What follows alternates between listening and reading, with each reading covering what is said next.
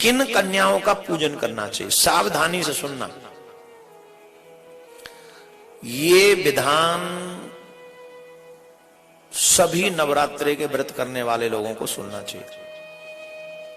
अगर सभी लोग इसको नहीं सुन सके तो फिर हम समझेंगे कि आप लोग कहीं ना कहीं त्रुटि अवश्य करोगे। किस कन्या का पूजन, किस उम्र की कन्या का पूजन किस दिन करना चाहिए, इसका पूरा वर्णन है। सुनो, 1 वर्ष की कन्या का पूजन कभी भी नहीं करना चाहिए। 1 वर्ष की जो कन्या हो उसका पूजन कभी नहीं करना चाहिए। रीजन क्या है? बोले रीजन यह है कि जो भोजन आपको कन्या को खिलाना चाहिए वो भोजन तो कन्या कर ही नहीं सकती 1 वर्ष की। और अगर मान लो कि वो कर भी ले तो उसे तो पता ही नहीं चलेगा खीर का क्या स्वाद है, उसे क्या पता चलेगा हलवा का क्या स्वाद है, उसे क्या पता चलेगा कचौड़ी का क्या स्वाद है, तो उसे तो कोई स्वाद पता ही नहीं चलेगा। तो उसकी रसना स्वाद विहीन है, इसलिए उस कन्या का पूजन, जो 1 वर्ष की कन्या है उसका पूजन नहीं करना चाहिए। उसे आप अपनी तरफ से कन्याओं में इंक्लूड न करके बाकी जो सेवा उसकी करना चाहे, खूब सोने की माला पहना के घुमा दीजिए उनको, कन्या को सोने की माला, कंगन, जो आपका मन करे उसको आप उस कन्या को दे सकते। परंतु 9 कन्याओं का जो आप पूजन करना चाहती हैं उनका पूरा विधान आप लोग सुने। 1 वर्ष की कन्या का पूजन नहीं करना चाहिए। अब गंध भोग आदि पदार्थों के स्वाद को वो बिल्कुल अनविज्ञ है, इसलिए नहीं करनी चाहिए। कुंवारी कन्या वही कही गई है जो 2 वर्ष की हो चुकी है। जो 2 वर्ष की हो चुकी है वह कुंवारी कन्या, वही कुंवारी कन्या हो चुकी है। 3 वर्ष की कन्या त्रिमूर्ति, 4 वर्ष की कन्या कल्याणी, 5 वर्ष की रोहिणी, 6 वर्ष की कालका, 7 वर्ष की चंडिका, 8 वर्ष की सांभवी और 9 वर्ष की दुर्गा और 10 वर्ष की कन्या सुभद्रा कहलाती है। इससे ऊपर की अवस्था वाली कन्याओं का पूजन नहीं करना चाहिए। 10 वर्ष की एज के बाद कन्या का पूजन नहीं करना चाहिए, क्योंकि वह सभी कार्यों में फिर दूसरी सांसारिक चीजें आ जाती हैं। तो इसलिए कुंवारी का विधान नहीं रह जाता है। कुंवारी कन्या का विधिवत पूजन सदा करना चाहिए। अब मैं 9 कन्याओं के पूजन में, जो इन 9 कन्याओं के पूजन से फल प्राप्त होता है, किस एज की कन्या का पूजन करने के बाद मनुष्य को कौन से फल की प्राप्ति होती है, कुमारी नाम की कन्या का पूजन होकर, जिसका कुमारी नाम हम उच्चारण यहां पर कर रहे हैं, कुंवारी कन्या से 2 साल की जो है उसको कुमारी शब्द से संबोधित किया गया। वो माँ के नाम है ना कुमारी, तो उन नामों के, तो जो कुमारी नाम की कन्या पूजित होकर, जिस घर में कुमारी कन्या का मतलब 2 वर्ष की कन्या का जिस घर में पूजन होता है, जो पूजन करता नवरात्रों के व्रत के समय 2 वर्ष की कन्या का विधि विधान से पूजन करता है, उसके सारे दुख तथा दारिद्रता का नाश वो 2 वर्ष की कन्या के पूजन के बाद तुरंत हो जाता है। उसके घर में दरिद्रता नहीं रहेगी। कन्या को आदर के साथ बुला के लाओ, फिर कन्या के चरण प्रक्षालन करो, फिर चरण प्रक्षालन करके सुंदर स्थान दो, उनको बैठने के लिए आसन बिछाओ।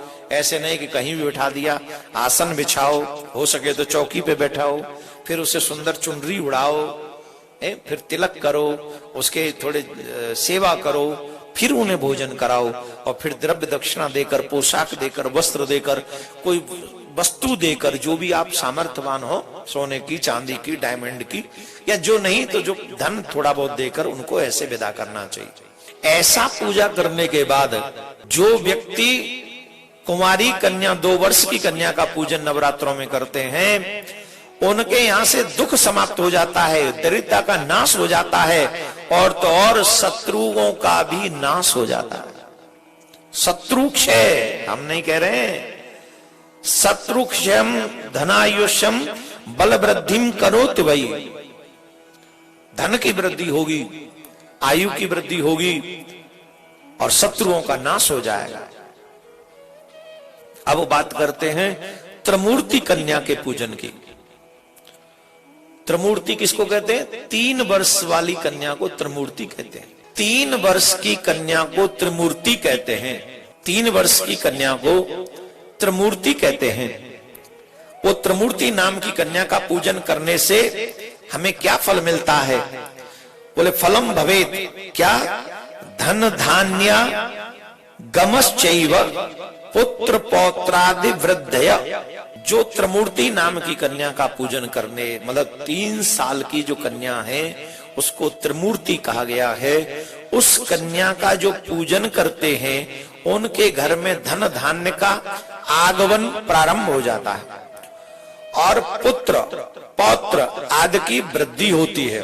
उनके घर में पुत्र की कोई कमी नहीं रहती। उनके घर में वंशज पुत्र पौत्र बेटा नाती पंती सब बढ़ते चले जाते हैं और धन की भी कोई कमी नहीं रहती।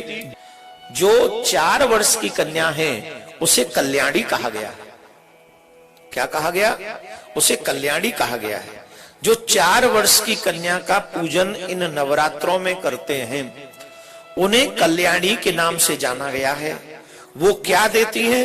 जो मनुष्य विद्या प्राप्त करना चाहता है, जो मनुष्य अपने जीवन में किसी भी क्षेत्र में फील्ड में विजय प्राप्त करना चाहता है अथवा राज्य सुख की कामना करता है, उसे नवरात्रों में अवश्य ही कल्याणी देवी का अर्थात 4 वर्ष की कन्या का पूजन करना चाहिए। जो जीवात्मा 4 वर्ष की कन्या का पूजन विधि विधान से इन नवरात्रों में करते हैं तो उन्हें विजय प्राप्त होती है, विद्या प्राप्त होती है और राज सुख की भी प्राप्ति होती है। सकल कामनाएं उसकी सफल हो जाती हैं जो इनका पूजन कर, जो कल्याणी कल्याणी नाम की कन्या का नित्य पूजन करते हैं। 5 वर्ष की कन्या का नाम जो है वो कालिका है। शत्रुओं के नाश के लिए कालिका का पूजन करना चाहिए। कालिका का पूजन मतलब जो कन्या 5 वर्ष की है उसको कालिका के नाम से जाना जाता है। शत्रुओं का नाश करना चाहता है उसे कालिका कन्या का पूजन करना चाहिए। और ऐश्वर्य की अभिलाषा रखने वाले को चंडिका कन्या का पूजन करना चाहिए। और जो चंडिका का पूजन करते हैं उन्हें ऐश्वर्य की अभिलाषा रखने वाले, जो ऐश्वर्य वृद्धि चाहते हैं, जो सुख समृद्धि चाहते हैं, जो ऐश्वर्य चाहते हैं, जो चाहते बढ़ता ही रहे, उन्हें अवश्य ही चंडिका देवी का पूजन करना चाहिए तो उसका वो कार्य सफल होगा। हे राजन, सम्मोहन दुख दारिद्र का नाश संग्राम में विजय के लिए सांभवी कन्या का नित्य पूजन करना चाहिए। जो संग्राम में विजय चाहते हैं उन्हें सांभवी कन्या का पूजन करना चाहिए।